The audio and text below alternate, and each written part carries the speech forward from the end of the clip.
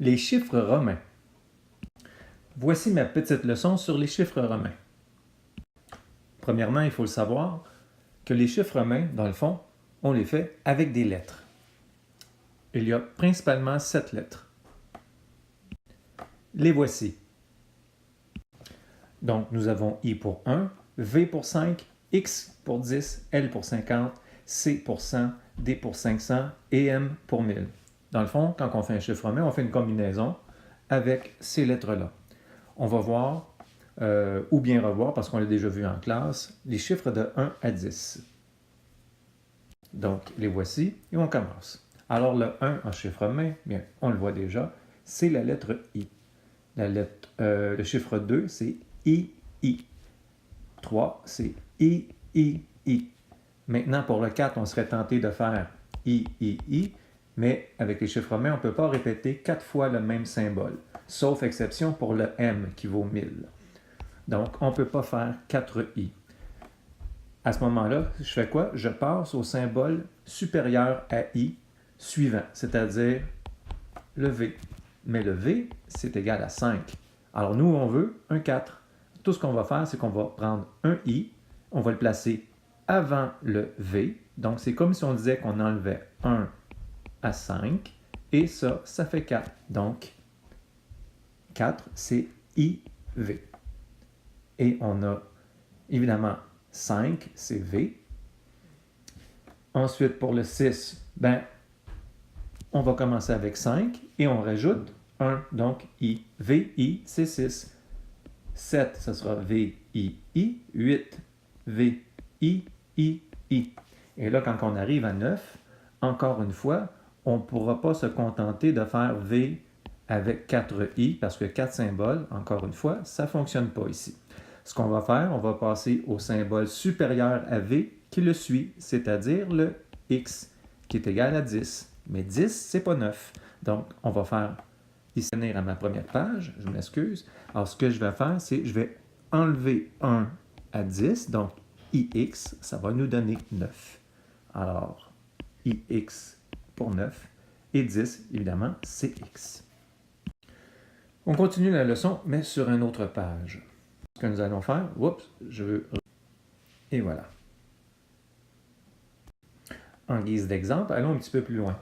Maintenant, si je veux faire 20, le chiffre 20, tiens, je vais marquer même ici 30, 40, 50, 60, 70, 80, 90 et pourquoi pas 100.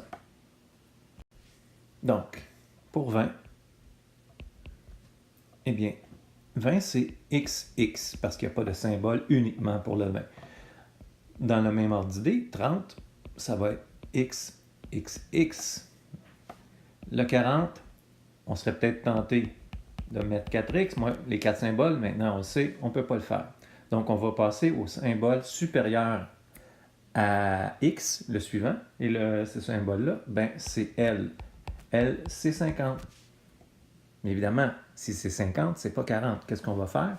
Même principe quand on faisait pour le chiffre 4 ou donc pour le chiffre 9. OK, donc on va mettre L, c'est 50, mais je veux 40. Fait que je vais mettre X avant. Donc, on enlève 10 à 50, ce qui nous donne 40. Donc, XL, extra large. OK? Le 50, bien c'est L. Le 60, ça va être LX, 50 plus 10. 70, ça va être LXX, 50 plus 20. 80, ça va être LXXX, 50 plus 10 plus 10 plus 10, donc ça donne 80. On arrive à 90, là, on ne peut pas faire un L suivi de 4X, parce que c'est 4 symboles consécutifs. Donc, on va passer au symbole supérieur suivant à L, qui est le C. Le C est égal à 100. Mais, étant donné que 100, c'est pas 90, nous allons enlever 10 à 100. Donc, on met le X avant le C. C'est comme si on dit, on enlève 10 à 100, donc il nous reste 90. Donc, 90, c'est XC. Et 100, c'est C.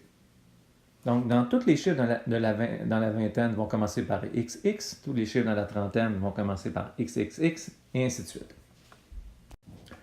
On continue la leçon, mais cette fois-ci, tiens, on va jouer avec les centaines. Donc, 100, 200, 300, 400, 500, 600, 700, 800, 900, et pourquoi pas 1000. OK? Alors, 100, le 100 a un symbole, lui tout seul, c'est C. Toujours le même principe, 200, ben, c'est C, 300, C, 400. On ne peut pas mettre 4C, on va passer au symbole supérieur à C, c'est-à-dire le D. Le D, lui, c'est 500.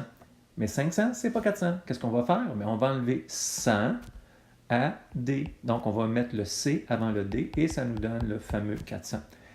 Alors, ça nous donne CD, Céline Dion.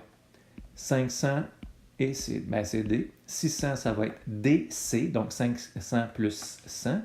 700, DCC. 800, DCCC.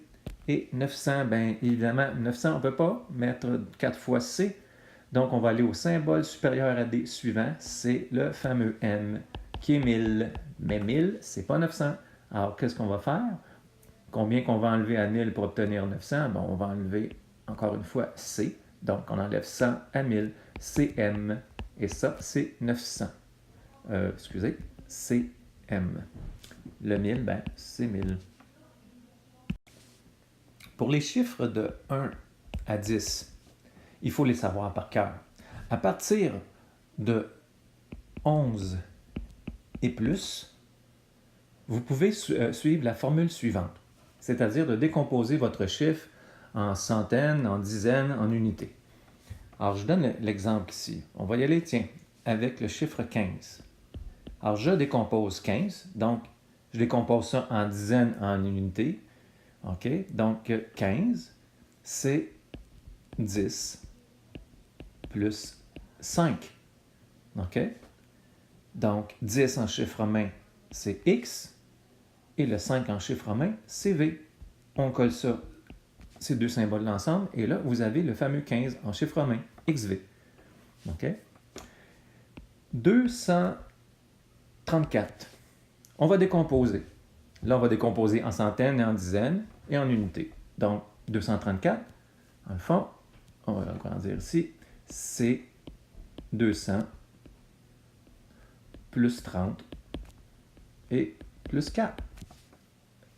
Tout ce qu'on fait, c'est chacun de ces chiffres-là, on les met en chiffre romain. Alors, 200, c'est CC, 30, c'est XXXX, et 4, on s'en rappelle, hein, on ne peut pas mettre 4I, mais ça va être IV. Et ensuite, on met tout ça ensemble et vous obtenez votre fameux chiffre romain. Et voilà. Donc, ça termine pas mal ma leçon. Vous avez des questions? Gênez-vous pas. Venez me poser ça en classe. Posez-moi une question via le portail. OK? Donc, gênez-vous pas. Bye!